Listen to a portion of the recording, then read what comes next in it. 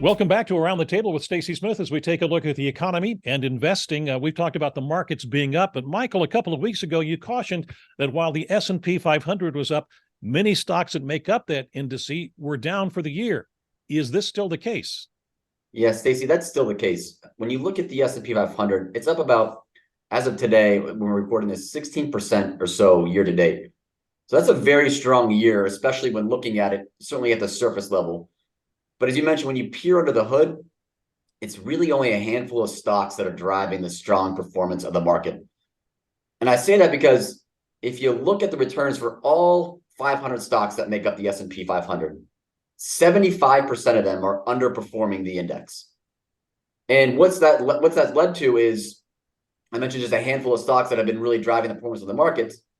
These stocks are known as now the Magnificent Seven. And those Magnificent Seven are Apple, Microsoft, NVIDIA, Tesla, Google, Facebook, and Amazon. I think I got them all there.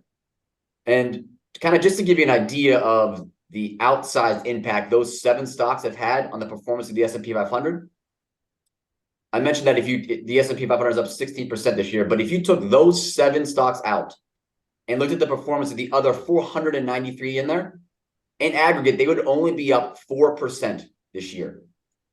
So that's a pretty big dichotomy in terms of the haves and the have-nots in the 500 stocks of the S&P 500. And that trend holds even as you move lower in market capitalization, meaning like the small cap index of the S&P or of the US. Here, that index is actually negative on the year. So small caps are underwater year to date. So it should not be surprising there that 65% of the stocks in that index are underwater there. I think the one interesting data point to note is, and we don't talk about international stocks all that much on this program, even though the international stocks are trailing the S&P 500 by about 10% this year, on a percentage basis, less of those stocks are negative on the year than they are in the S&P 500. So that arguably can signal that there's more market breadth overseas than there is here in the US. I would have to ask this question. Do you expect the rest of the stocks that make up the index to start to catch up at some point? Or are they just faced with, because of the higher interest rates, that they're going to be down for a longer period of time? I don't know if I would say catch up or the other 7 catch down. It's a good question, but I can tell you that spread will not be that wide. I don't believe that spread will be that wide, certainly as we go into 2024. So, Stacy, I actually have some statistics on that. It's been very interesting. So when we talk about the breadth of the market, obviously, it's exactly what Michael was saying.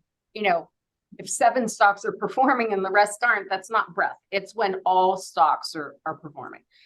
So in the short term, when we look a month ago, approximately a month ago, there were only 24% of the stocks out there were trading. I should say 24%. Only 24% of the stocks were trading below their 50-day or above their 50-day moving average.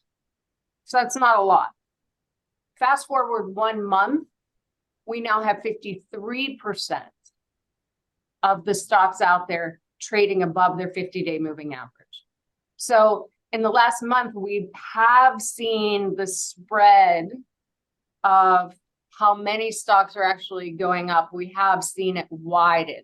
Now, don't get too excited because we haven't quite experienced that when we look at the 100-day moving average or the 200-day moving average. So this is a very short-term phenomenon, but it's something that we'll be watching to see if, as time goes on, more and more stocks are trading above their longer term moving averages, if that makes sense.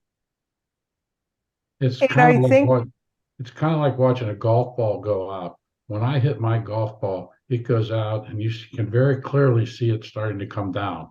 When Stacy hits his just keeps going and going and going. And, on the ground, running. And that's the way this market is. It seems to be turning. Things are starting to change. We see a little weakness in the employment numbers. We see interest rates bouncing around here, maybe at the top, meaning the bonds are maybe at the bottom, maybe. And we see We see corporate earnings coming in above last year, but not quite as good as they expected a month ago. Still fine, but not as good. And so maybe, just maybe, we're entering a slowdown, a recession, a soft landing. Who knows? So everybody's got their idea of what's going to happen next. And right now, pay a lot of attention to the numbers because things are, later this week, there's a lot of numbers. They're going to be important. And I'm also looking forward to, like I love earnings. We're going to wrap up earnings season, but now we're getting into the really large consumer retailers. So Target and Walmart. I just can't wait until those numbers come out to see where have consumers been spending in this past quarter, but more importantly, what are they doing now? Like that is always my focus. And coming up to this holiday season, I just read in the weekend Wall Street Journal that it's not looking like a great holiday season for many reasons. And we'll see, sometimes people just shop later or whatever.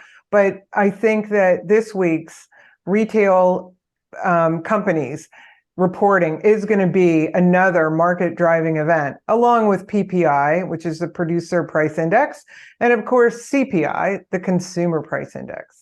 Interesting note that I put to the side. This was in the Wall Street Journal maybe 2 or 3 weeks ago. Amazon is going to hire 250,000 workers this holiday season. That's a 67% increase over 2022. They must be bullish about this then, Kim. Well, we know they've been right a lot. They built a bunch of warehouses that they don't need back when things were really rocking and rolling before the pandemic. So that's, these big companies make mistakes just like you and I. And one thing that I think that as a media, now that we're media people, the media is going to say if sales don't come out well, they're going to blame it on the warm weather. No one's shopping. They're out playing golf instead. How's that, Kim? Does that sound like something we might read? It does, but I don't think they'd get specific to golf, although, it might be on you and Stacy's mind. I get that. But no, I mean, there's so many reasons why companies don't live up to the promise that they forecast. And probably the most mercurial, and like me really likes to watch the retailers give the reports as to what's happening and why, because there's a whole lot of eye rolling. Sometimes they just get it wrong on many fronts. I mean, they have to they're guessing. They are really forecasters trying to figure out what we want before we even know what we want. Well, I know what I want. I need to take a break. So we're going to do that. We'll be back in just a moment.